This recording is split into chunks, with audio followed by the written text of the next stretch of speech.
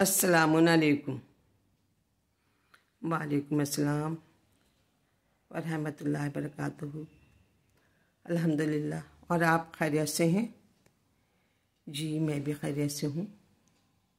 और आज मैं आपको एक ज़ौजा को अपने शौहर के लिए क्या करना चाहिए, उसकी इताअत कैसे करनी चाहिए, शौहर की नाफरमानी नहीं करनी चाहिए, जो शौहर कहे उसका कहना मानो।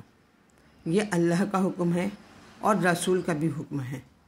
उसकी बग़ैर इजाज़त के कोई चीज़, घर की कोई भी चीज़ होती है वो कभी किसी को न दे, और उसकी बग़ैर इजाज़त के घर से बाहर भी ना जाएं। यहाँ तक कि अगर आप सुन्नती रोज़ा भी रखती हैं तो वो भी अगर शौहर इजाज़त नहीं देगा तो आप वो भी रोज़ा नहीं रखेंगी, उसका सवाब आपको बिल्कुल नहीं मिलेगा। और अगर आप बिना शौहर की मर्ज़ी के घर से बाहर जाती हैं तो ये समझिए कि घर से बाहर जाएंगी तो ज़मीन और आसमान आपके ऊपर लानत करते रहेंगी जब तक आप घर से पर वापस नहीं आ जाएंगी, जब तक खुदा की लानत होती रहेगी। तो कितना बड़ा गुनाह है बग़ैर औरत की, बग़ैर आदमी की मर्ज़ी की घर से बाहर जाना।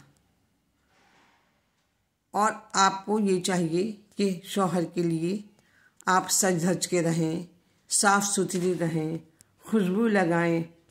खुशबू लगाना भी औरत के लिए सुन्नत है। तो सिर्फ अपने शौहर के सामने सज धज के आप रह सकती हैं। अगर आप दूसरे के सामने सज धज के रहेंगी तो वो भी अल्लाह का हुक्म नहीं है। रसूल खुदा और परवरदिगार कहते हैं, अगर मैं सजदे के लिए कहता, अल्लाह के अलावा अगर मैं सजदे के लिए कहता तो औरतों से कहता कि अपने शौहरों को सजदा करो। यहाँ तक परवरदिगार आलम ने औरतों के लिए कहा है कि अपने शौहरों को सजदा करो।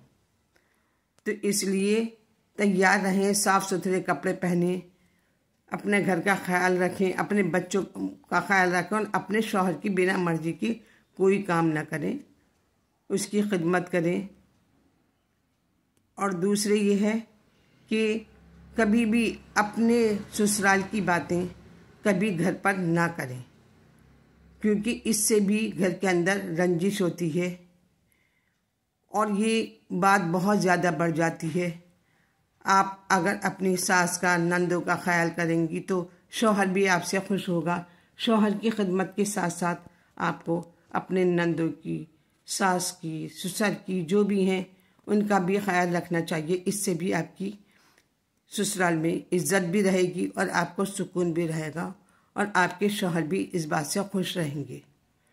और दूसरी बात यह है कि ज़रा सी बात घर पे जाके कहती हैं वो भी आप लोगों को नहीं कहनी चाहिए। इससे भी झगड़ा बहुत ज़्यादा बढ़ जाता है और घर बर्बाद हो जाते हैं।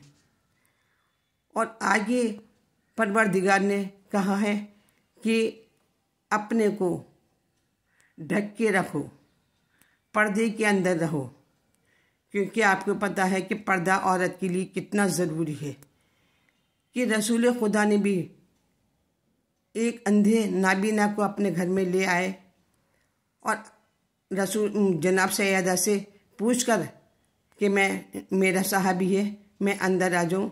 तो जनाब सैयदा ने कहा कि नहीं बाबा, मेरी चादर इतनी छोटी है कि अगर पैर ढकती हूँ तो सर खुल जाता है और सर ढकती हूँ तो पैर खुल जाता है। आप पर्दा देखिए जनाब सैयदा का। तो रसूल खुदा ने फरमाया कि बेटी मेरा साहबी अंधा है।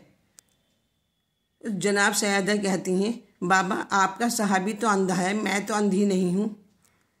तो पर्दा हर हालत में वाजिब है, इसलिए शौहर की बिना इजाज़त के आप घर से बाहर न जाएं और पर्दे के साथ रहें, जिससे आपका घर आबाद रहे। चलिए आज के लिए इतनी ही वीडियो। मैं सोचती हूँ कि आपको थोड़ा बहुत समझ में आ गया होगा। और अगर आपको ये मेरी वीडियो अच्छी लगी तो आप मेरी वीडियो को शेयर करें, जिससे दूसरी औरतों के घर भी बिगड़ने से बच जाएं। चलिए, और जो मेरी चैनल पे पहली बार आए हैं तो वो मेरे चैनल को लाइक करें, सब्सक्राइब करें और शेयर करें। चलिए, खुदा हाफिज़। कल को फिर मिलते हैं। बाय।